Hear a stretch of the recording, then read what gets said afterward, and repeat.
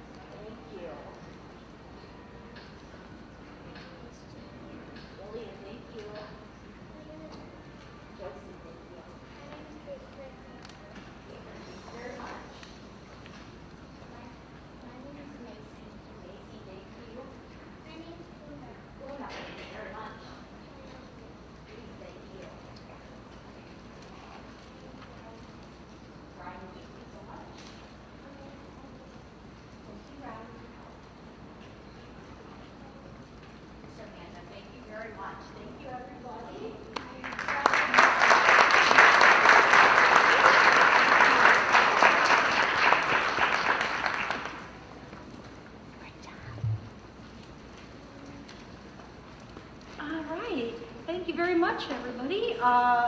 We're pleased everyone is here. It's Thanksgiving week. First up on our agenda, we have the principal of Knapp Forest Elementary, Lisa Rodell, with the welcome and the instructional highlight. Thank you for having me today. Thank you, Brownies, for doing such a wonderful job on the pledge and making Nat Forest proud. I just want to take a moment to thank our board members. I know the time, the dedication, the hard work that it takes to be a board member, and I just want you to know we see you. We very much appreciate all that you do for our students and for our school. I am very new to Nat Forest. This is my first year, and I love Forest Hill Schools, and I love Nat Forest. It's a great place to be. At Nat Forest, we work hard to focus on the whole child, so ensuring that we are developing not only academics, developing our students academically, but also social emotionally as well. And tonight we want to highlight our specials teachers because they have a unique opportunity. They're with our students from kindergarten through 5th grade. They not only share their content and curriculum, but their content and curriculum impacts the general education curriculum as well. And then of course the day-to-day opportunities to help grow our students socially and emotionally. So I want to take a moment to introduce them first. We have videos from each of them, but first I want to introduce the three that are here. So we have Mr. Anthony Boggiano, who is our PE teacher, Miss Melissa Neely, who is our Spanish teacher, and Miss Judy Stroh, who is our music teacher. And then we also have Miss Sharon Tabashka. She's not able to be here tonight, but she is our art teacher. She does a wonderful job. And a huge thank you to Cindy Reynolds, our counselor, for helping them make the videos. So, oops, sorry. All right. So I do want to take a moment just to recognize our students and families and staff for the most recent recognition of being ranked on the 22nd best elementary in the state of Michigan. So congratulations. I don't get to take credit for that, but like Mr. Haid and Kristen Shukow certainly do. So, and all of our staff and families. Now, a little bit from each of our specials teachers. They're going to talk to you about how what they do impacts the growth of the whole child and how they contribute to our amazing Nat Forest Hawk students. Hello everyone, my name is Antonio Borgiano and I'm the PE teacher here at Nat Forest. This is my second year at Nat Forest and 11th year teaching overall. I'm honored to come back to Forest Hills as I was part of the second graduating class at Forest Hills Eastern, so it feels great to come back home and teach within the district that helped raise me.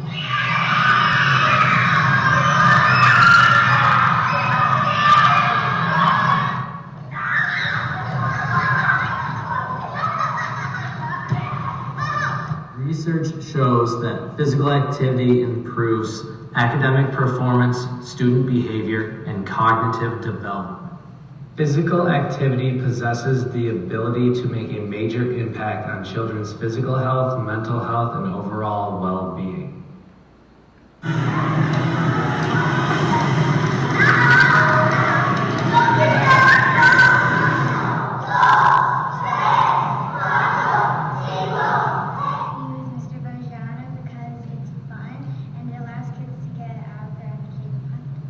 The best part of my job is building relationships with all the kids from grades kindergarten through 5th grade and seeing the enjoyment on their face when they improve a skill, complete a challenge, or the excitement they have as soon as they step foot in the door and recognize an activity that they've been looking forward to.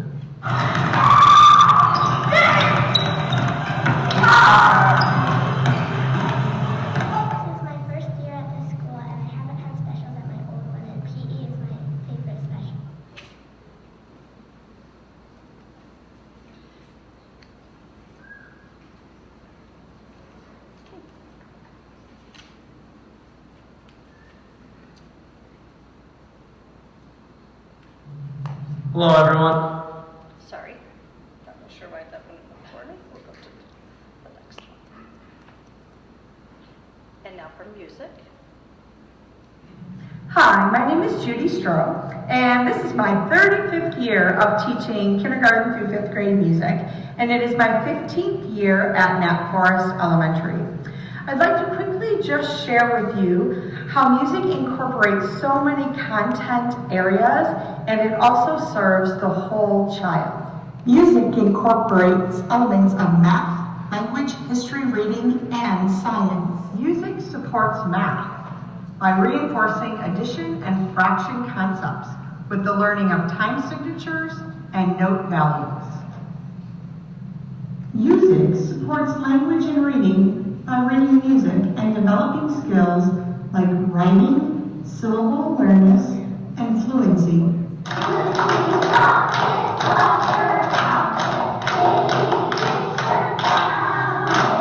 It covers history by studying composers during different time periods and how their music was influenced by world and social events. Music incorporates science when students learn how sound is produced, what causes pitch, and how to produce a strong singing voice.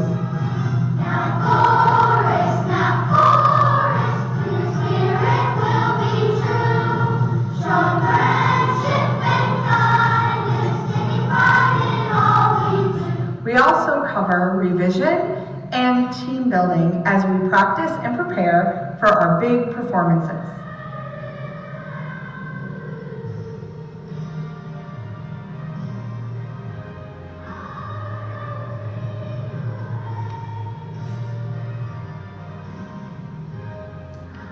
All of this goes into the development of the whole child, and studies have proven that making music is one of the few skills that actually activates the entire brain. It simply helps children's brains to put all of the pieces of their learning together, which are the building blocks of human intelligence and emotional understanding. The most wonderful thing about being a music specialist is the privilege of watching my students develop and mature as learners and as people for 6 whole years. All in all, it is just an absolute honor and privilege to be such an integral part of my students' education. We love music! Hi, my name is Judy.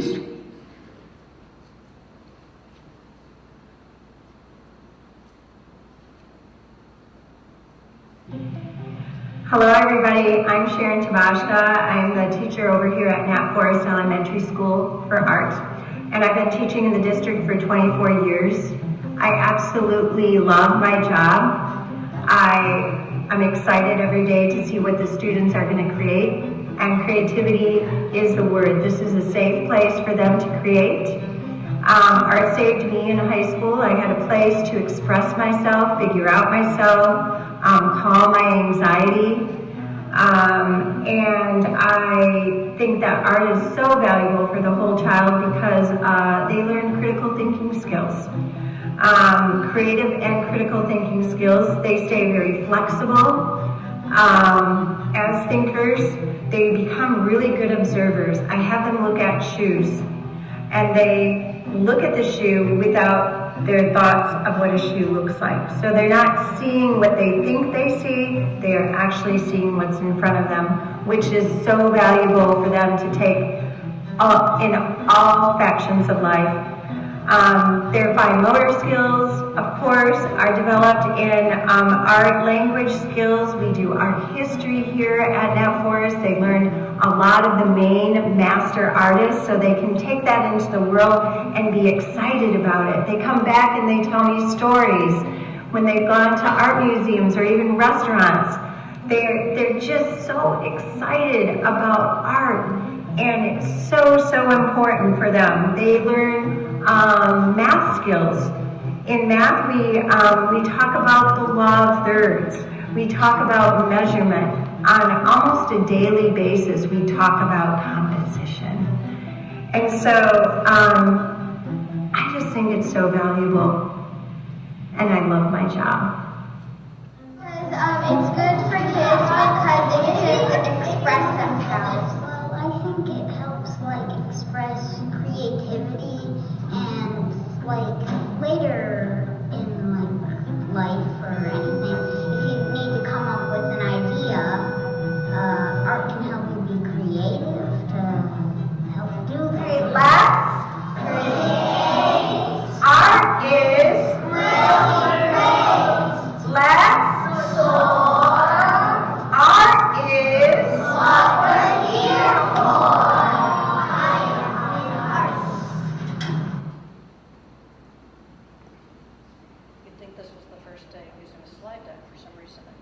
get it to work, so we're going to do it manually.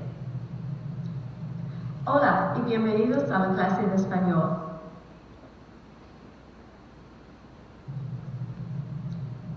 Hola y bienvenidos a la clase de español. Hi, and welcome to Spanish class. My name is Melissa Neely, and I've been teaching Spanish at Knapp Forest for 14 years. Forest Hills has long known the academic, social, and cultural benefits of learning a world language. What does that look like at the elementary level? Let me show you. Students learn a language better when they use it in ways that can relate to their lives. Since humans are narrative creatures, our program uses storytelling with high-frequency vocabulary and comprehensible language in engaging activities. They have opportunities to practice listening, reading, writing, and speaking. Students connect with Spanish in ways that promote learning in other areas. Children are wired to learn language in the most natural ways, through play and exploration, so they engage in language and cultural enrichment activities. The work we do builds on English language art skills, for example, like identifying parts of speech and parts of a written story, building vocabulary and writing conventions. Cultural activities support social studies, especially in geography and history. Students build country flags with Lego bricks, explore travel books and recipes, work on map puzzles, as well as learn various cultural traditions.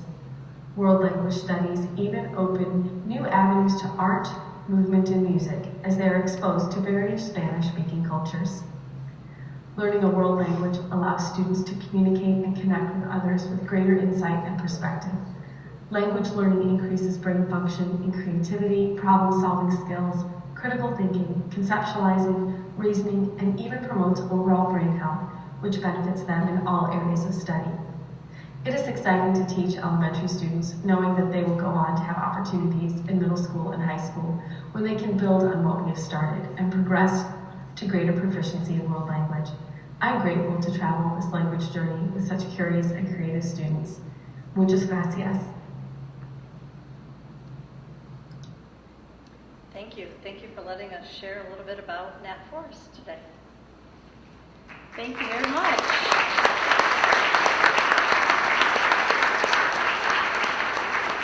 I know specials are usually most kids' favorite part of the day, and it was great to show people exactly how all of the stuff that they learn in English and math and history also incorporates in all of those other areas. And I couldn't help but notice most of those teachers have been there a very, very long time, so thank you very much. Appreciate it. Does anybody have any? Yeah, I was going to say, so my own son gets to benefit from all of those amazing specials teachers. I think I hear about every single specials class every single week and what happened in them.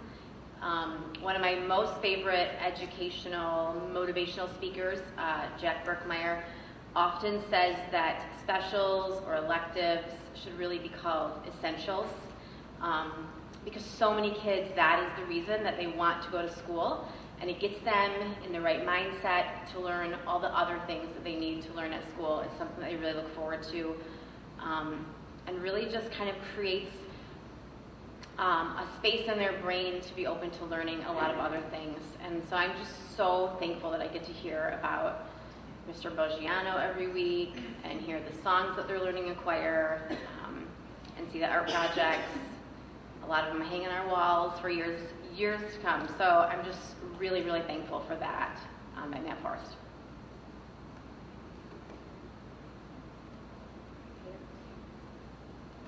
I just want to ask Mr. Boggiano, what time is gym class at? Because I'd like to go do some of those activities. They look fun. They looked a lot of fun. All day long. All right, come on in. All right, thank you again. We appreciate it. Okay, up next we have several recognitions, athletic recognitions for some of our high school students and coaches.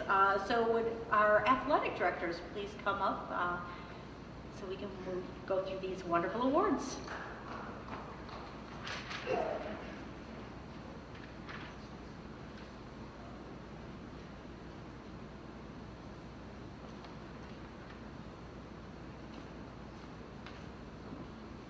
Good evening. Thank you for having us. And thank you for celebrating the achievements of some of our student athletes here tonight. I have the privilege of recognizing a couple student athletes who set a great example both on and off the court. They are high-achieving students in the classroom. We've also had a great deal of success on the tennis court. So I'd like to take a second to just call up Alex Chen and Willem Knooster, please.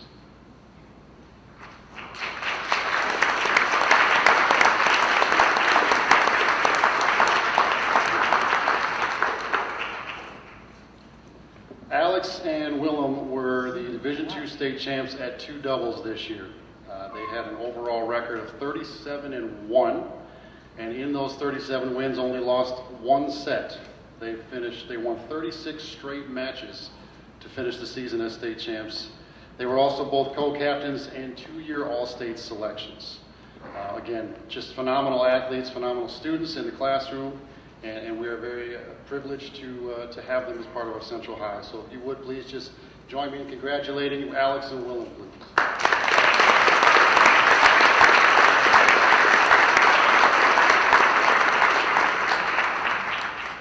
Thank you again for having us. We appreciate it. Thank you.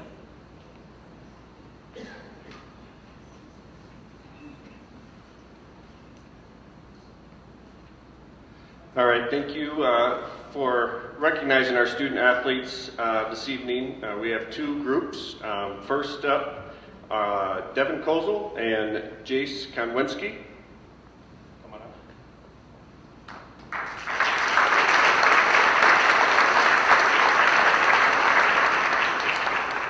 Devin and Jace were #1 doubles this year. They came into the state tournament as a 5th seed and proceeded to not lose a single set on their way to a #1 doubles state championship, ending the season with a 33-2 record, and also were a part of our academic all-state team. So both fine student athletes in the classroom and on the court. Congratulations.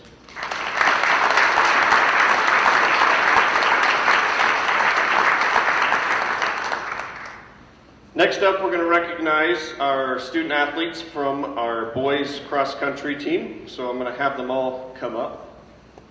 We do have a few that weren't able to make it this evening with our winter sports starting and many other activities. So we're going to go through all of them, though.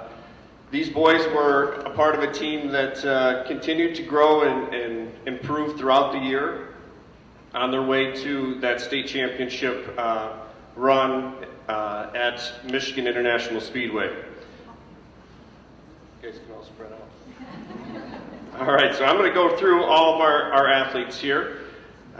Calvin Cater, Cameron Cater, Riley Day, Hayden Deckrow, Henry Dixon,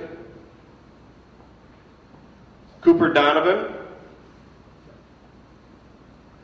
Tyler Endress, Luke Furman, David Francis, Liam Hinman, Brendan Hoving, Jonah Howell, Cooper Jacobson, Gordon Keaton, Leo Cleff, Luke Kozlevich, Liam Kruger, Brennan Lee, Kenzen Lowe, Theo Barquart, Tate Miller, Henry Minks, Case Patterson, Colin Pattison, Adam Rhodes, Ty Simmons, Heath Soho, Luke Hewlin, Nick Whitmer, and Steve Zawacki. So these are all of our MHSA Division II state champions in boys cross country.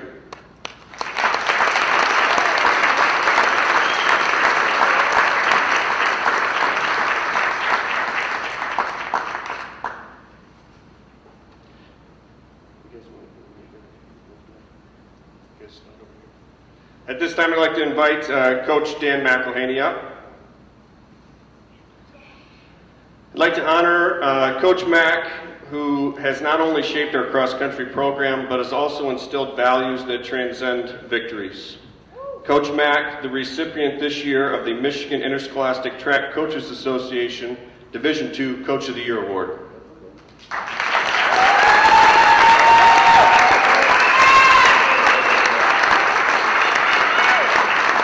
Dan has dedicated himself to building a program that stands not only on the podium of success, but on the pillars of hard work, perseverance, and the spirit of family. His leadership cultivated an environment where athletes don't just run together, they grow together, forming bonds that withstand the test of time. A true testament to Dan's impact was witnessed at the state meet, where Hawks present not only on the team, but a family. The cross-country alumni and their families gathered at MIS, not just as spectators, but as fervent supporters, radiating the same excitement they experienced during their own running days with Eastern. It was a powerful display of encouraging legacy that Dan has created, a legacy that extends beyond wins and losses. In the realm of athletics, we often speak of coaches who shape champions, but Coach Mack goes beyond that. He shapes individuals who carry the spirit of champions in every aspect of their lives. His coaching philosophy is a beacon, guiding his athletes not only through races, but through the marathon of life, instilling values that resonate long after their last run. So let us celebrate not just the victories on the course, but the victories in character and the triumphs and perseverance and bonds that the family that Coach Mack has created and nurtured over time. As we honor him as the MITCA Coach of the Year, we also acknowledge the profound impact that he has made on the lives of those who have run under his guidance. Congratulations, Coach Matt, on a well-deserved recognition and your legacy of hard work, perseverance, and family that continue to inspire generations to come.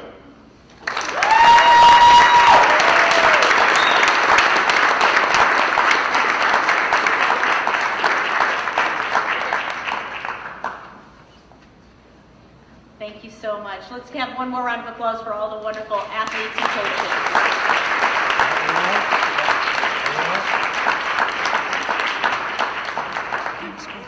And yeah, we'll take just a very brief recess so all of the athletes can go on and do other things that they need to do tonight.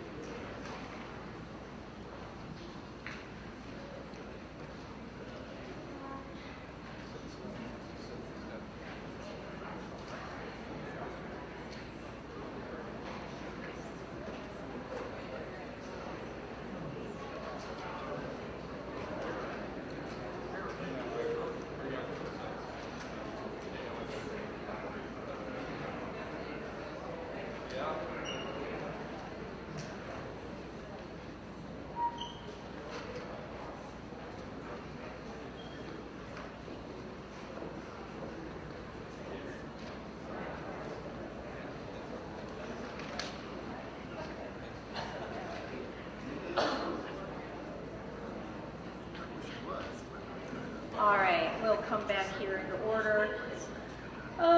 Next up, we have a presentation with 2023 bond updates from Judy Davis. All right, thank you and good evening.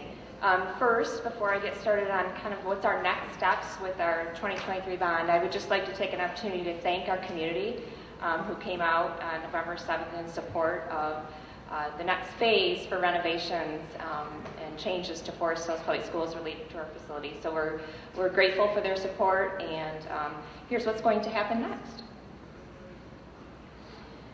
So first, we'll start with our bond construction team. So that group is really comprised of some district staff, our architects. We work with 2 different architects firms here, as well as our construction managers and our tech design consultants. So we actually started this work today. We're getting together and really just confirming our first 3 years of projects and creating develop a detailed breakdown of our design, bidding, and procurement process.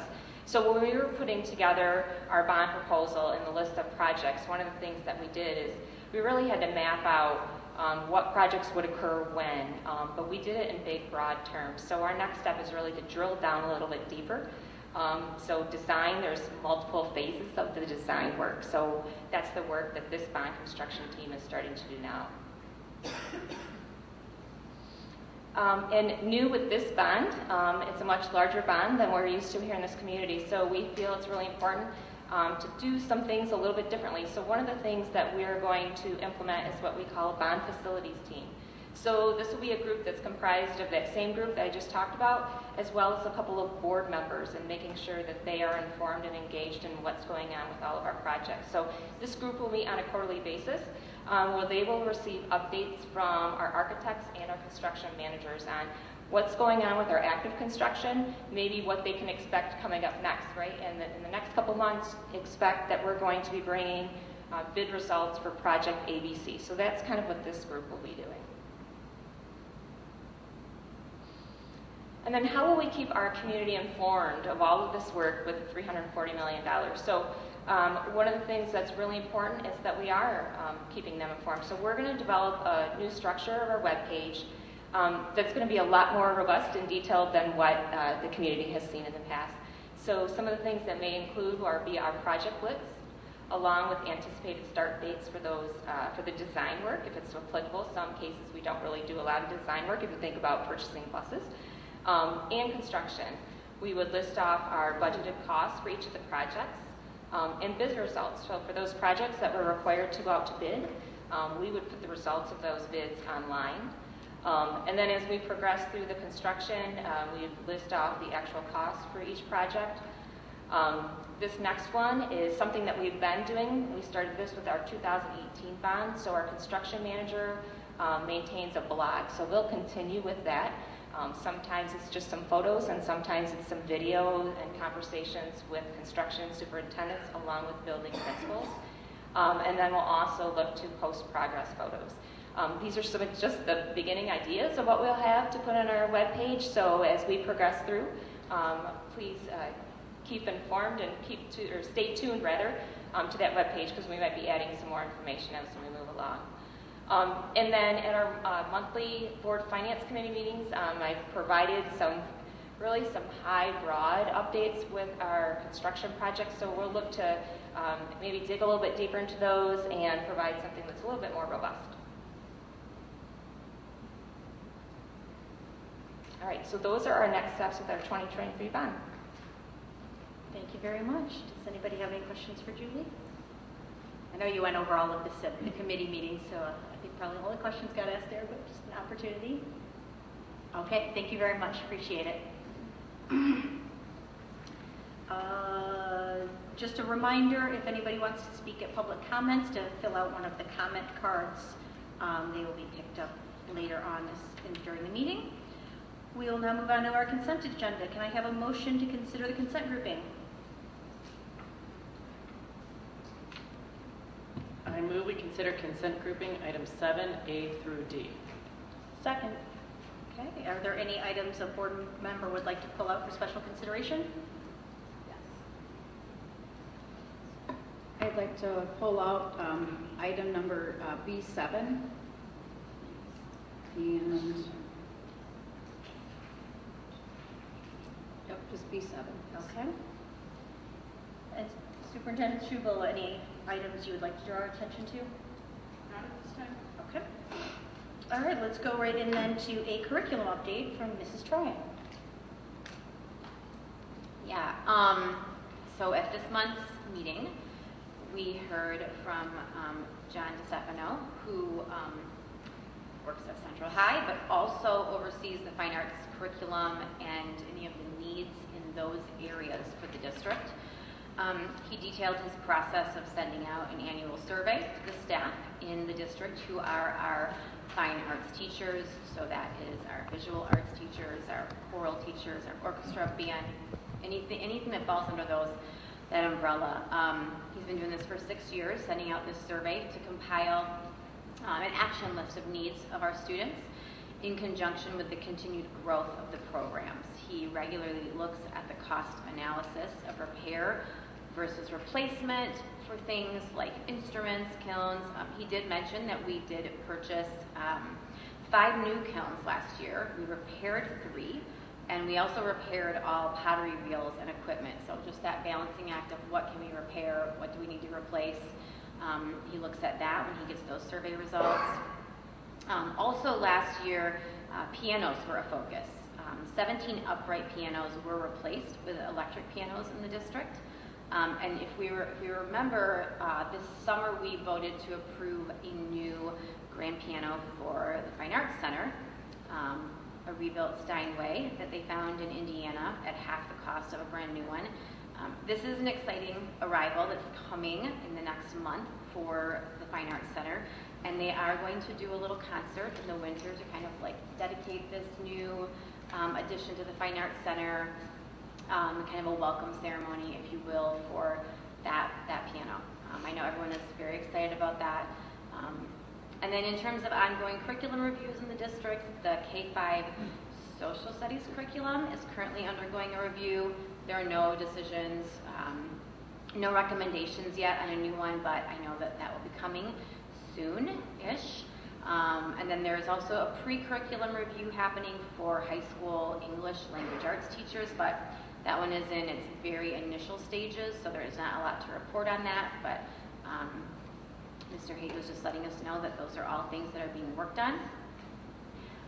Tonight, we are being asked to approve the purchase of music play, and this was detailed at last month's meeting as it was up for a 30-day review. And just as a reminder, it's a resource for our K-5 music classes that provide teachers with a wealth of interactive resources for their classes, rhythm flashcards, rhythm play-along tracks, guided listening sets of classical music with analysis questions, ear training listening games, everyone's favorite, interactive recorder play-alongs, and just a lot of other things to help in music classes.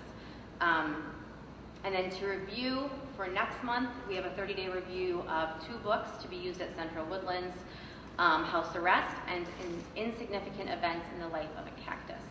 And I just wanted to remind everyone in this room that if you are interested in looking at more detail than what I give in this report about these items that are up for review or up for vote, if you look at the curriculum committee attachments in board book, you can find a list of all of these items, who is requesting it, what is the rationale for it, what state standards it meets, what is the literary merit of these things if it's a book, what funding sources is coming from, and if there's a quote that came with it, like there was for music play, that would be there also that people could look at. So anyone can download these things, anyone can see all that information.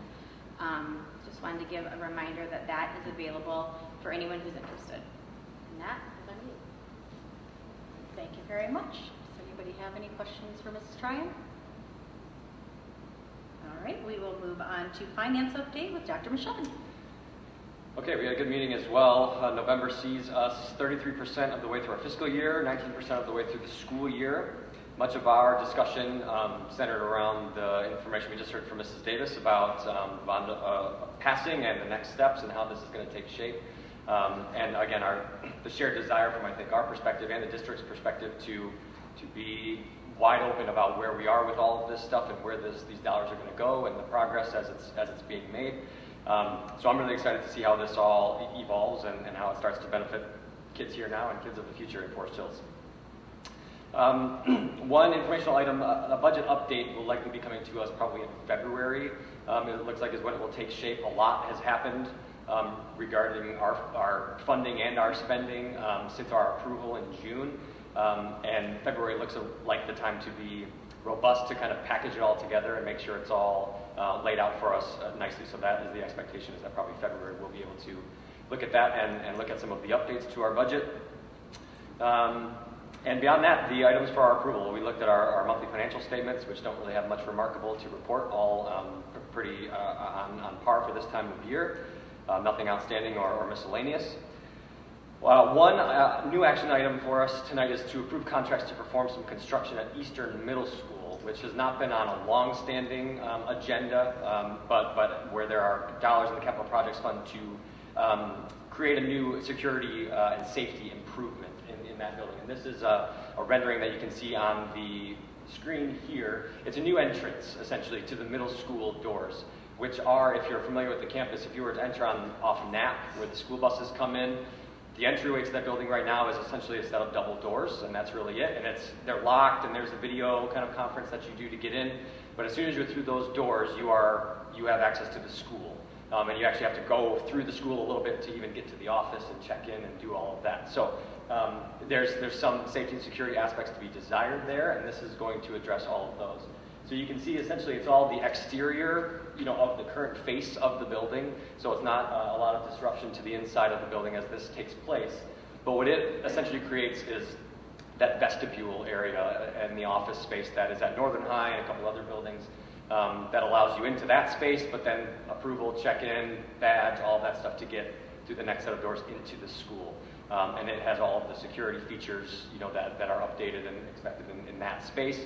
So that's where the office staff will be housed and some other things that belong kind of in that entryway area. So the nuts and bolts of this, there were 16 categories of bids that were put out. We received 67 bids across those 16 categories in total.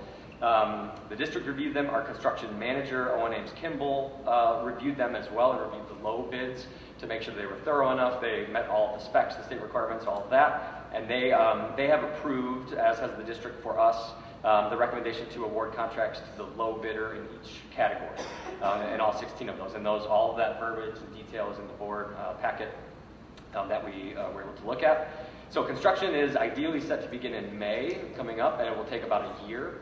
So there'll be some rerouting of people traffic and things for that.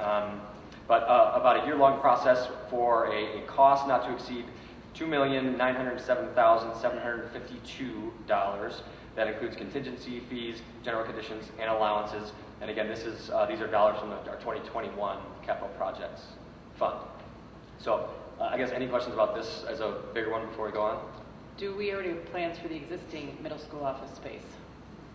That I do not know yet, because that will move. I don't know, not that it's needing to be renovated, I don't believe, but I don't know what that interior space will become yet. Yeah. Anything else? Okay, yeah. Okay, very good. Our next item is the purchase of 5 new school buses. We have bus turnover pretty much every year. We have a fleet of 67 buses that usually have their end of life expectancy around 140,000 miles or so. So to us is the purchase of 5 new buses from the Midwest Transit Equipment at a cost not to exceed $760,030. This is made through the Michigan School Business Officials Aggregate School Bus Purchasing Program, who goes out and finds low bids on all these different models of bus for us to choose from. So the recommendation for us is for 5 new International IC bus is the type of bus. This is the bus that we have been standardizing the fleet to for the last 9 or 10 years. 61 of our 67 buses are this model, if you will. They have the latest safety, performance, usability things. They're favored by the drivers and by the technician and service folks. So obviously standardizing comes with a lot of benefits to maintain lower inventory and lower specialty tools and all of that. And so with this will come the retirement, again, of additional buses who are at the end of their life, which usually sees them either auctioned off or parted out or kind of gotten what we can get for them as well. And so we saw there were bids that we were reviewed for 3 different models. Again, we are looking to standardize anyway. These international buses were not the cheapest, but they were about $5,000 different than the cheapest, which is less than 1% of the overall cost. So it made a lot of sense from all perspectives to still go with these buses to continue standardizing that fleet. So 5 of those for our approval. Next item is for this building is a new wireless communication for the Fine Arts Center. It's essentially the system that everybody works on behind the scenes during production. So backstage can talk to sound, can talk to lights, can talk to everywhere else in the building. The current system is the original, I think, with the building. It's over 20 years old. Sounds like it's just in disrepair and unable to be repaired now and failing with some frequency. So this is an entire new system. 3 quotes were obtained per policy. There were aspects of other quotes that came in that were kind of superfluous, that had some things that they decided that weren't really necessary, different storage things and wall hanging things and stuff. So when those were removed, the bid to us today by BMI Supply was the low bidder, and so that's a cost not to exceed $45,100 for that new system. Our next item is from the Food Service Fund. It's a request to purchase new replacement insulated carts for food service to transport our food around. They're used every day to go between buildings in all kinds of weather, inside and outside, to move our food around the district into our buildings. Most of the current carts we have were purchased in 2001, and they are showing their wear. This request would replace all 30 of these carts. Notably, we're also, again, at the ceiling of this fund where we're only allowed to keep 3 months of operating expenditures on hand, and we are reaching that limit again. So this is kind of a need and a way to use those dollars anyway. So this is coming from Sourcewell Purchasing Group for a cost not to exceed $47,000, and again, this replaces all 30 of those carts. Our next item is office furniture for the Administration Building Transition Center. This will come out of our 2021 capital projects as well for a cost not to exceed $511,000. This is done through multiple different purchasing cooperatives, at least 3 different cooperatives, and is being provided through Interface Interiors. So it covers all the offices, all the lobby and waiting areas, all the conference rooms, meeting rooms, storage areas, pretty much every part of this new building with the furniture needs that it has. We're all pretty familiar. There's not a lot to bring over from the current administration building, so that stuff will be sold away or done away with, and this new furniture will come in. This essentially outfits the entire building with the exception of 3 transition center classrooms that have different specific needs and all of the things that are specific to those environments. So those will come to us separately, but this $511,000 outfits the rest of the building effectively. The next item is the bond refunding, which we pulled out, so we can wait on that if we want, or do you want an overview of what that is before we pull it out to discuss? Sure, okay. So the next is, item 7B7 is an authorization to explore the idea of calling bonds, refunding them essentially to allow us to pay them off earlier and save the district and the taxpayers money in the long term and interest payments that we will no longer have. So this is related to our 2014 bond series, which is a 15-year term scheduled to be continued to be paid until 2029. Those bonds become callable in May, which essentially the logistics are complex in bond marketing and reselling and then paying off. It's essentially like refinancing a home. With the interest rates, it's not the same picture, but the logic is the same, where we can issue shorter-term bonds to pay off our longer-term debt and then pay off those shorter-term bonds faster as well, all again while maintaining the tax rate that we currently have. And again, this allows, the assumption then is that we will be able to pay off the 2014 bond about 3 or 4 years earlier. So 27, 28, 29, there will not exist these payments, therefore there will not exist the interest on those payments. The projection right now is that saves in the long run about $875,000 for the district, for the taxpayers in the district. Those are dollars that we just simply will not need to levy for those years because that debt won't exist. So this piece, again, is not that action happening, but this is the authorization to give our business office and our debt council the ability to explore what this could look like, to look at the market conditions and put some numbers on paper, and to see how this would actually play out and when the timing would be right. So that is what this item is. That's what is for us, the authorization to explore that process. Finally, is just another annual item for us, which is to approve a resolution that authorizes the collection of 50% of our district's tax levy in July, which is something that we have done since 1986. School districts by default would collect their taxes once per year in December, and we have always opted to 50% collect in July, 50% collect in December for any number of reasons that we can get into if there are questions. But again, this is an annual item that we do. So again, this is just a resolution to authorize us to do that and levy those summer taxes as well. And again, that verbiage for that authorization is in the packet too. And that is all of the items that we have for this month. Thank you very much. Are there any questions for Dr. Bashad? Did your question get answered? Okay. If you have a question, you may ask it. One was, do we know how much it's going to cost for us to explore the options? Like I know we're saving money. It was in the tens of thousands, like maybe 30,000 something. So one thing about this, and I don't know the exact number, at least offhand. Maybe Mrs. Davis can find it quickly. The reason this makes sense to go out to the bond market full again incurs a lot of fees. With the amount that is left that we would need to essentially, refinance, if you will, it's around $10 million, and you can do that through a different bond process called private placement, which is a little more streamlined, and it generally saves a lot of those fees and costs with going back to the broader bond market. So in terms of cost savings, it was exponentially less than the $875,000 that we would save over time.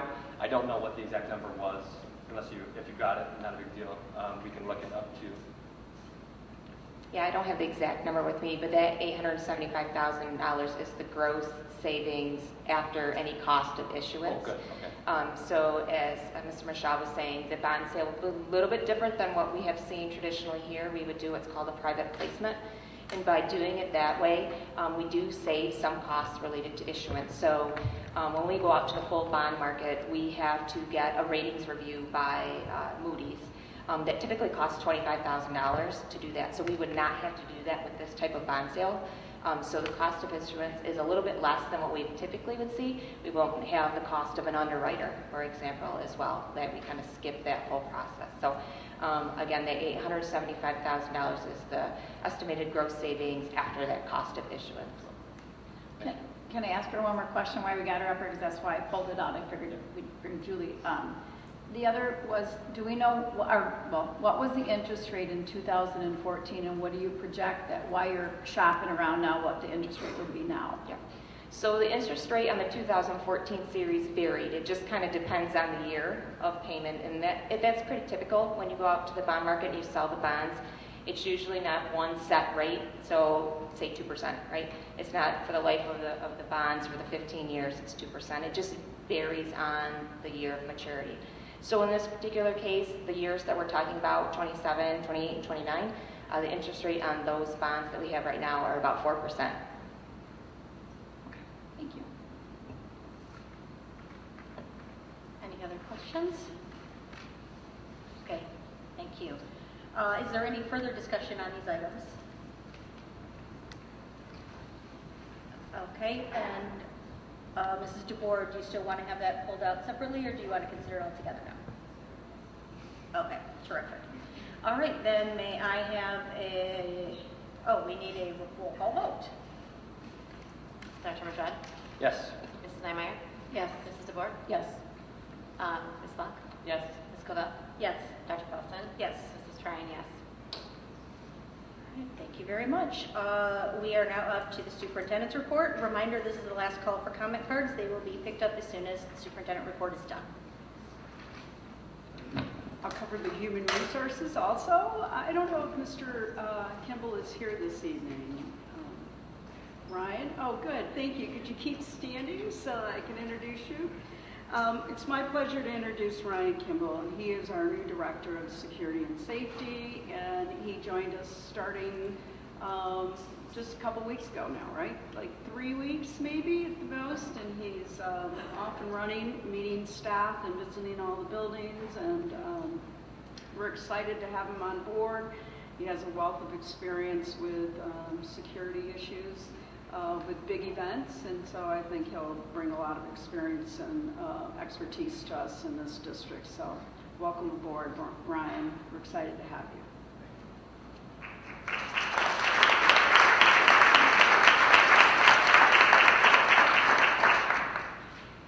My report is what you've been hearing this whole evening is a huge thank you to the community for their incredible support of the bond and the Operation Millage. It speaks volumes for the community and their commitment to public education and the work that we do here, and it will serve our district for many, many years. So thank you. I know it was a lot of work on behalf of the board and the administrative team and our community, so thank you very much. Appreciate it. Thanksgiving break is coming up, And everyone is excited about that and looking forward to it. So I wish everyone a great Thanksgiving. That's it. All right, thank you very much. Board communications.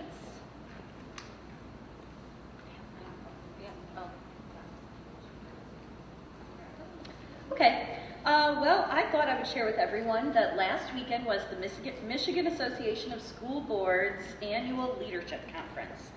And this was held in Lansing. The conference was full of Board of Education members from all over the state, UP, the whole shebang, and also superintendents from all over the state as well. And so Mrs. Neinmeyer and Dr. Michaud, Dr. Fawson, and myself attended this conference. And I think it's safe to say that we all thoroughly enjoyed this, and it was very educational.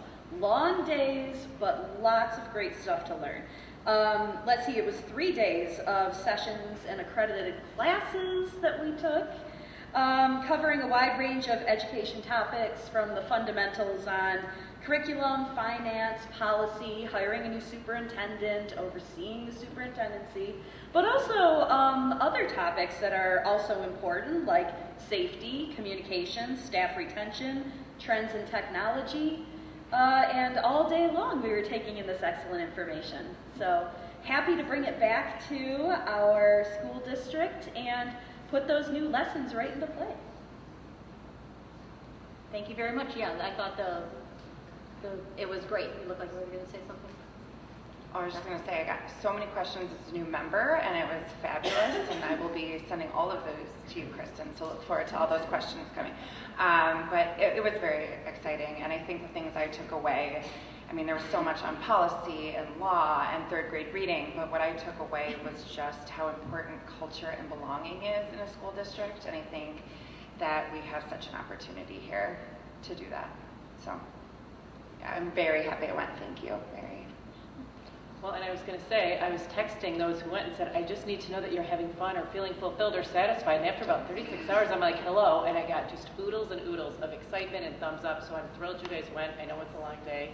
We didn't used to do this. I think this is our 3rd year that we've done it. And I'm thrilled that you guys find it worthwhile. I know you had lunch with Linda one day, and it's just nice to know who else is in our community to be able to compare notes with and know how things work with other districts. So I'm thrilled you went, and I love that you got so much out of it. Thank you. Well, another excellent aspect of it is that we get to just have time to network with board members from around the state and superintendents and learn what's working well, what isn't working well. I love, Mallory, that you brought up culture and belonging in particular, because as we're seeing, that is a real thorn in the side of teacher retention right now, and it's a piece that districts all around the state, all around the country really, are trying to figure out how they can, have a more welcoming, inclusive environment that draws teachers in, retains teachers, but also trickles right down to students, and seeing that culture throughout the building and bringing people back together. Absolutely. And networking, that was another big one. We're going to be hiring a new superintendent, and most importantly, we're going to be orienting them to our district. And I attended a session with a superintendent who had been a new superintendent a few years ago, and they led that session. And there were board members and superintendents in there, so hearing their feedback of what was helpful and what they hoped from a board was very educational as we're about to go through this. So. I'm just curious, have you all done CBA 101 virtually or otherwise? Has everybody done that? Still, so worthwhile now, right? Awesome. Okay, I mean, you've done finance, right? I mean, it's just an idea. As we know, I pushed a little bit, and I just consider that idea of whether you want the certification or not. Every one of those, I think there's 8 classes in the first series, might be worth, as you heard, exposing us to, even if it's piecemeal. If some do some and some do others, right? Well, one of the things we took away that we kind of discussed in very brief, that maybe we talked about as a group, in a future date, is the idea of an ongoing learning expectation that we've never really had, it doesn't sound like, but that there's, learning is one of our values, and that should apply to us too, I think, personally. We're taking these classes that really do a nice job of teaching on all kinds of subjects related to this position, that there could be an annual expectation to do more of that, or certainly within the first year, or something like that we could put a little more structure to that, so maybe we consider something like that in the future too. Yes, I think that honestly it should be an expectation of school board members that we want to learn these things. I mean, I sat through 3 straight hours of overseeing the superintendency, CBA 303, and I loved it. I mean, this is what helps guide us into what we do here. And I think that's important also for the community to know how dedicated we are to our learning, and we want to be excellent board members for you and for one another. Yeah, and it's nice that the classes that they offer aren't just you have to go and sit for half a day somewhere, that they're available online. Some of them are available online, and so you can take them here and there. I know that there's a virtual session over 3 days coming up in early December. So like 7th, 8th, and 9th or something like that. And 3 hours of classes every night. So take a look at those if anybody's interested. Sorry, one of my only other takeaways was a team building kind of day or a couple days a year for the board, so we can come together and be a team, but also get some education in there too, discuss different things about policy and whatnot. Obviously that would all be public, but having a day to come together and really do a lot of that stuff, I'd be interested in. Yeah, and I think there are lots of different opportunities for things like that for us to continue to learn and grow and learn to work together. I think that's really important, especially as we're about to bring on a new superintendent. And we did that, what was it, 2 summers ago? We did our self-assessment. It was only about 3 hours, but self-assessment isn't just good or bad. It kind of jumps into all the issues that are coming up and the perceptions and perspectives and what that should entail in the upcoming year. So yes, great idea, Mallory. I think you guys are making my day. I had something not about the conference. I went to Student Advisory Council. Is that October, Mary? October, yeah. Well, but I went to the one in October. And I just wanted, so at that particular meeting, we talked a lot about the students' college planning, college application, college counseling, and just all of their feelings surrounding that whole process. And one of the things that I really took away from that particular Student Advisory Council meeting, and I don't know if it's because I now also have a high schooler and so I see this firsthand, but our kids are incredibly hard workers. We have high school students who are taking 5 or 6 AP classes at a time. That is a tremendous amount of work. And at the same time, they might have a part-time job, or they're also in extracurricular activities. Many of our students are, because there are so many for them to pick from. They are working so hard, and they feel that pressure, but they are still working so hard. And I don't know if they hear enough that we see how hard they're working. And I think it's very important that when we have a venue like this, and a platform like this, that it is very publicly known that we acknowledge that hard work. I'm just really proud of them. I could feel that stress in a lot of them. I see that stress at my own kitchen table. And so I just wanted to make sure that that was on public record, that I see how hard our kids work, and I'm really proud of that, and I'm really proud of the district for providing them the opportunity to work that hard.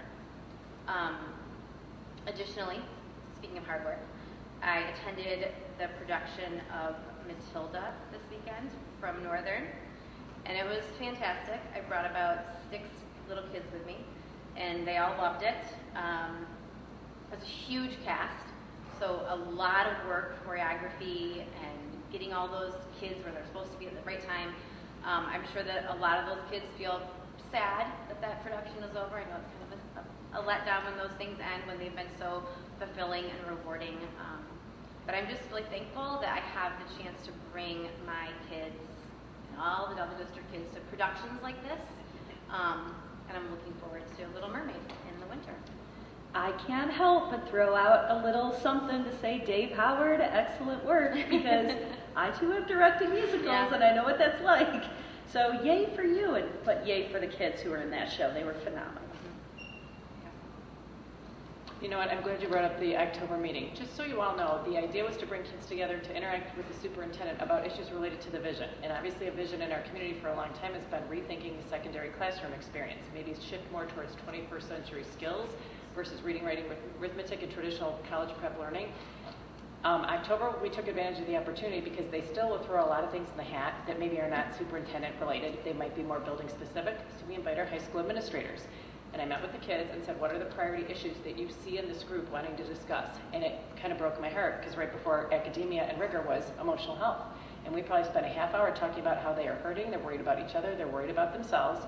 And then of course we shift right into, but most of us are taking 6 AP classes.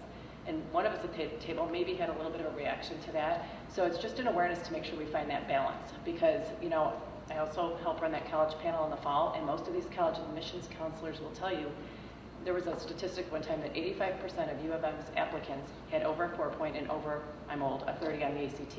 Kids get into colleges because of what they can bring to the table, how they differentiate themselves, something that catches each other's eye, and it's not going to be that they're going to have emotional failure when they're in college. So just as we play with vision and play with doing what's best for kids, I'm so glad you brought that up because it was such a interesting experience to see their two priorities be we're so stressed and so worried, but we are busting butt. And seniors taking 6 AP classes, you're all too young, but that's unheard of. I mean, my kids didn't do that for sure. 1 or 2 because they're going to go off to college, and colleges, a lot of them don't even ask for 7th semester grades, let alone 8. So thank you for bringing that up.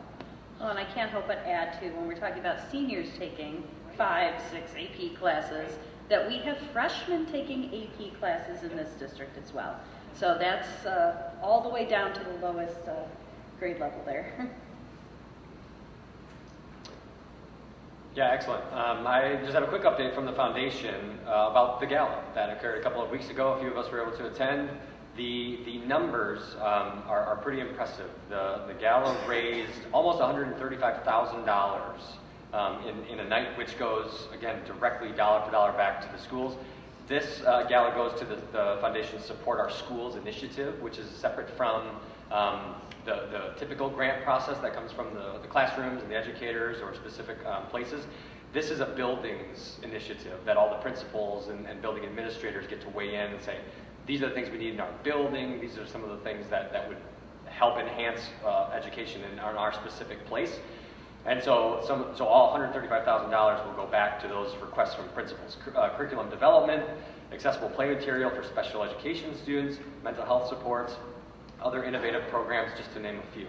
So it was a fun night, a successful night. Again, the community that we have, we can continue to speak volumes about their support, I think, for this district and for these kids, which is great. If anybody ever wants to learn more about the foundation, get involved with the foundation, FHPSF.org, and that's all. Okay, and I just wanted to add one little plug. I know we saw the presentation about what's coming next for the bond. I want to thank all of the board members who answered questions and passed along questions and promoted the bond and with the community. It's going to do really great things for our kids, so thank you. Do we want to say anything about the superintendent search and where we are in this? Oh, superintendent search, yes. Oh, good call. Because yes, we are already working on the superintendent search. The survey link on the website is already out, so all community members have the opportunity to go to FHPS.net and click the button that will take you right to the survey. Additionally, there are several focus groups that are going to be happening in early December. Those invitations to those stakeholders that are PTO members, athletic boosters, academic boosters, all kinds of different groups within the community have a chance to come in together and do focus groups directly with our superintendent search firm, MLI. The survey is open until, I can't remember the date, December 3rd, December 8th. Okay, December 8th at 3 p.m. I remember there's a 3 in there. So make sure you let everybody in the community know to go and fill that survey out. And again, the point of the work happening right now is to talk about the desired qualities and characteristics of this person, right? How we assess the community that we have, the needs that we have, kind of trying to shape the profile of the person we're going to try to look for. Right, yeah, sort of what are some aspects that you think are very important for a superintendent to have? What are some aspects that you're particularly proud of or unique about the school district? All those kinds of things that will be used to go out and try to find the right next person. Well, and obviously our facilitator, Dave Killips, will, with his wealth of experience, be overseeing those and has specific questions. He'll ask the same things to everybody and try to see how that compares among groups. And a thank you to Mrs. Clements, because very proud of a board when we were asked to generate a list of groups or community members or whatnot that should be part of this. I'm like, there's no way you're going to get these 60 or 70 groups into 3 days, and she did. So thank you, because our community will be very well represented, and a lot of people have a chance to participate in that discussion. So thank you. Was there really 60 or 70 different groups? Is that what we came up with? Yeah, that we came up with. Okay. Yes, there was a lot of logistical jiggling and puzzle fitting, and you did a great job on that. All right. Any other board communications? Okay, as I say, yeah, we had a lot to go through today, so that's awesome. All right, public comment then. At this time, we welcome members of the community to address the board. When you are called, please come up to the microphone and state your name and your address, and limit your comments to 3 minutes. Please direct all comments to the board. For established procedures, we will not respond to questions or interact with the speaker during public comment. Anyone who indicates that they would like follow-up from the district will get follow-up from the appropriate administrator. First up is Vincent Monahar. Vincent Monahar. You'll find me at 6860 Cascade Road. This presentation is rated G. It represents my views only and not any organization that I'm affiliated with. In September, I expressed concerns regarding the board's push to ratify Common Card Amendment policy before board member Holly DeBoer could have all questions answered. Paraphrased, the answer that I received from Kristen Fawson is that the board writes no policies and that Truant Law drafts them and then sends them to the board for approval. But you did enact informal procedures before Truant created the policy that for you to vote on, and thus the answer to my question, which I read to you last board meeting, was partially obscured due to semantics. In October, I asked 4 follow-up questions to better understand the process leading to policy generation by Truant. Briefly, those were: number 1, can any board member propose informal procedures for temporary adoption pending legal policy generation? Number 2, are temporary procedures adopted by unanimous or majority vote? Number 3, can community members propose an idea to the board members for temporary procedure creation? And number 4, does the board member have to be assigned to a relevant committee? The answer to all these questions from Kristen Fawson was, quote, "It is difficult to talk in hypotheticals, but the most direct answer to your question is that a good idea can come from anywhere. We will consider any good idea as long as it is relevant to our board duties." I take this to mean that I can approach any of you with an idea to find a sponsor, and if a majority see its merit, it will be adopted as a temporary procedure and potentially a permanent board policy amendment. Knowing this process is crucial, as it may represent the only means that we, the people, can steer the course of the school district. So for the sake of transparency, I urge you to go on record to correct me if my assumptions or my deductions are wrong, else I and the community will assume that my logic and process are correct. With this in mind, there are 2 loose ends to tie up from the last 3 board speeches I made. Number 1, I never really received an answer to which board member advanced the Common Card temporary procedure to Truant for policy generation. Was it 1 member acting as a board of 1? Was it a majority? I don't think it was unanimous, because Holly DeBoer never had her questions answered before Truant created the policy. And then number 2, as you're aware, I advocate providing links to national appropriateness guidelines for the board reconsideration policy for committee members to reference and then use if they see fit. Their inclusion will increase the internal validity of the reconsideration process by providing examples for the lay community members temporarily elected to this to the committee. Therefore, I request an audience with 1 or more board member to explain the merits of my proposal beyond what the 3 minutes here allows me to do. Good day. Thank you. Doug Lee.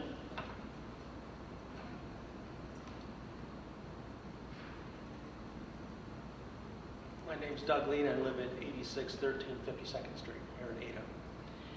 We heard Ms. Davis almost giddish about the ability to spend the biggest bond possible. I had an opportunity to look at your syllabus and audited statements from your audited firms. And it was surprising to see that we're at least on the same page about the declining enrollment in Forest Hills. So Forest Hills is declining, and they did not actually say why. You've been led to know that it's because we have less babies being born, but that's not true in Forest Hills. It may be true in other areas, but not here. Their families come into this area, and we are declining. In 2 to 3 years from now, we'll be members, there'll be less than 8,100 people at the current trajectory, and we're setting up a task force to how we're going to spend the money. I suggest this board actually refocuses on why people are leaving this district. They're leaving because of parents' confidence in their ability for you to teach their kids. You're more concerned about diversity, equity, and inclusion, and that's making parents run at record speed. You should at least set up a task force if you're responsible and you really do care about the education of our students to take your job seriously. You're being told what to do, and as a board you have control. But you've given that control to the administration. I strongly suggest that you set up this task force to find out why parents are leaving and lost confidence. A parent who decides to send their kid to a private institution weighs on the fact that they're going to pay for this institution regardless, and they're going to pay another institution for the teaching of their kids. What does that say? What does that say about your ability to manage the direction of this school? We're spending money on buildings that are going to be vacant. How are you going to handle when our enrollment's 8,100? That's where we'll be in 2 years from now, 8,100. School districts across the state are shrinking. You just came back from a statewide organization, and I bet you they did not talk about one item about declining enrollment and parents' confidence in public schools. Why is that? Why is that not a subject? You're willing to set up a task force how to spend money. Why don't you set up a task force and how you can regain parent confidence and actually teach our kids? Thank you. Thank you. Stephanie Boone.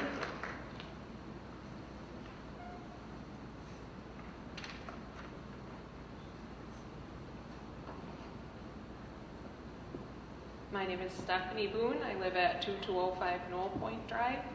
And I just wanted to talk a little bit tonight about a paper that I found going through some just important papers in my home. And I hadn't glanced at it for a while, but my grandpa died at the age of 94 back in 2011. But my parents had asked him the week before he died to jot down any memories that he had from as far back as he could into his childhood. So he was born in 1917, and this is written in his handwriting, so it's pretty cool, but he talks about memories of riding horse and buggy to sell cucumbers at the market, walking 1.25 miles to school and back, so those stories are true that they had to walk uphill both ways in the snow, so just pretty cool to see that. But talks about the one-room schoolhouse that he went to in Greenville, Michigan, that has wood stove heat and a well that they had to pump outside to get water. And I just thought, when we compare to this bond that we just passed in our community, how I'm so thankful that our children's needs are met in the schools. My grandpa's needs were met as well back in the early 1900s, right? He had shelter and heat and water and the things that we need. But beyond that, if we're going to sit here in Forest Hills and be champions of diversity and equity and inclusion and talk about the need to, be welcomed and belonging and allow our students to express themselves, we need to be real careful with that we are not outing ourselves as hypocrites. Because while I really appreciated the Knapp Forest presentation tonight from the specials teachers. My children, all 6 of them, attended Knapp Forest schools. And just Mrs. T, the art teacher, her presentation got me wondering, because she's all about students expressing themselves. But it brought back a memory for me. My 10-year-old daughter got in trouble in her class during free painting time because she wanted to paint a cross. My daughter's a Christian. And she got in trouble because she wanted to paint a cross and was told, we don't do that in my classroom. But I recently just saw pictures of the entryway to Mrs. T's classroom at Knapp Forest, and for some reason she's able to express herself with LGBTQ and political propaganda. And I just think we need to be real careful as a district here. What are our needs? What are our wants? Make sure our children's needs are met, and beyond that, if you're going to push wants, you better not be hypocrites about it. Happy Thanksgiving, everyone. Thank you. Robert Cripps.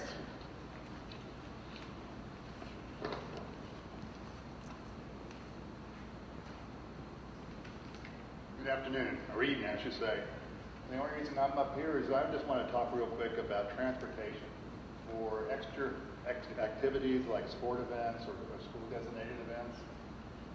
Before the COVID hit, we always had transportation to go away for sports. For example, I was coaching girls sports. We had bus transportation would take us to Greenville and bring us back after the game was over.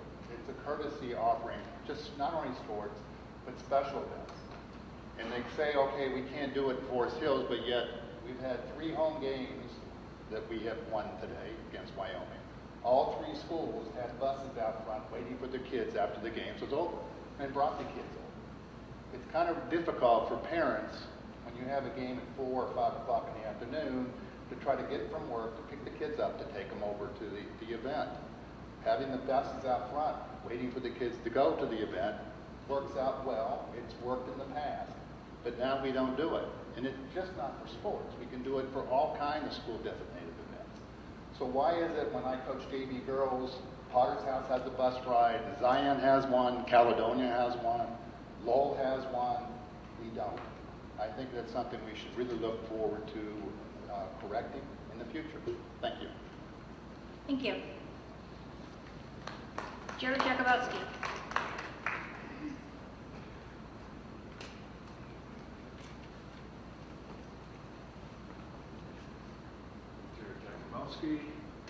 Down the street and around the corner on White Hills.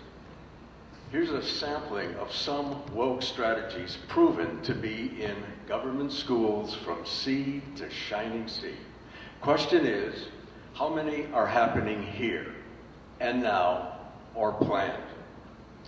Administrators and teachers insisting CRT is not being taught while it is being woven into DEI, the Diversity, Equity, and Inclusion agenda. White kids labeled as oppressors, kids of color, the oppressed. Racial division justified as diversity. Academic standards being lowered and scholastic achievement, valedictorian, salutatorian, being suppressed. Equity. Disruptive furries and delusional identities being tolerated in classrooms. Inclusion. Age-inappropriate books in libraries, very age-inappropriate books in teachers' private stash shelves available to their children. Maligning our great country in interest of social justice, aka Marxist ideology disguised as history. Lack of transparency from administrators and boards. Girls educated that they can be boys and boys can be girls if they want to be. Children being nudged into their need for gender-affirming care. Boys and girls' bathrooms. Geez, how about tampons in boys' bathrooms? Parents not being fully informed regarding their children's personal issues. Children encouraged to explore any and all sexual options and fantasies. And remember, kiddos having been forced to distance, wear masks, and encouraged to vax, despite overwhelming scientific evidence that was not all just wrong. It was despicably destructive and evil. None of that happening here? Is Forest Hill somehow unique and the island of sanity in this nationwide sea of blue-pilled, woke mass psychosis? Really? So, out of my litany, how many are in the works here? 10 out of 15? Safe bet. 12, 13, more? Parents, grandparents, all stakeholders must keep count. and stand up and be counted among those who are red-pilled. That is, aware of and confronting the hard, crazy, unreal realities infecting our country. And yes, most definitely our schools. Thank you. Happy Thanksgiving. Thank you. Brittany Martin.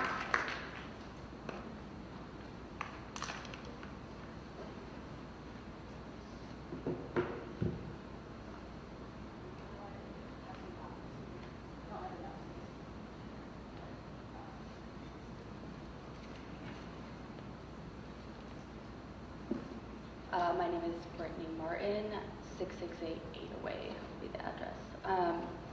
I am a graduate of Forest Hills Northern, class of 2014.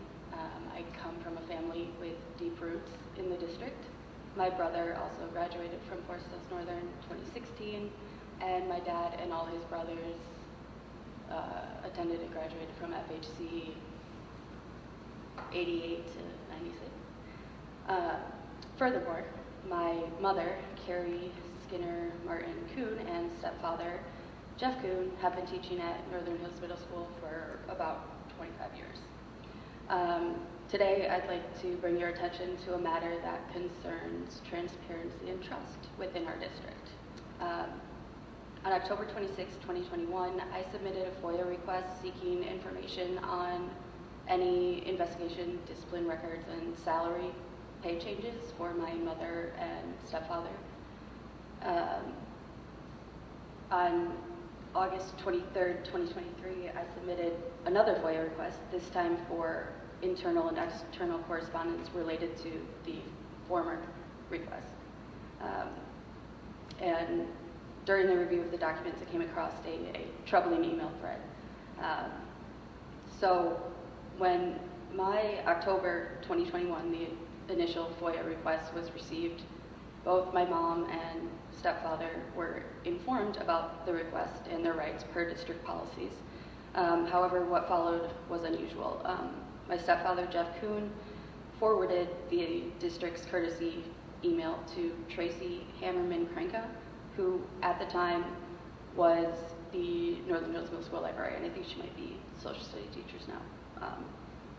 But Jeff was asking to schedule a meeting to discuss the matter with my mother, or with her. It's worth noting that Tracy doesn't hold any administrative, legal, or public relations role at FHPS.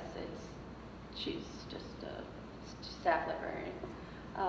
However, following Jeff and Tracy's meeting, Tracy forwarded the full email exchange, including the district's original email and Jeff's email requesting a meeting with Tracy, and her own additional commentary to 3 individuals, 2 of whom are FHPS employees that also don't hold any administrative or legal roles with the district, and 1 Michigan Education Association representative, Chris Patrick, a librarian at Forest Hills Central, Courtney Kittredge Cook, a 4th grade teacher at Nat Forest Elementary, and Brett Laubaugh, local MEA representative.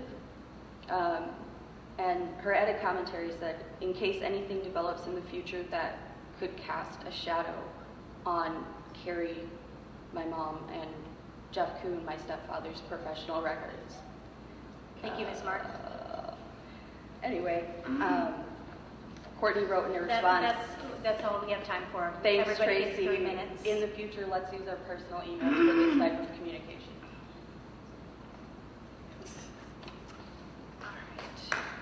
All right, at this time, public comments are closed. The board thanks you for your input, and the appropriate district representative will follow up with all who requested it. Is there any other business before the board? All right, hearing none, the meeting is adjourned. Happy Thanksgiving, everyone. Take a vote.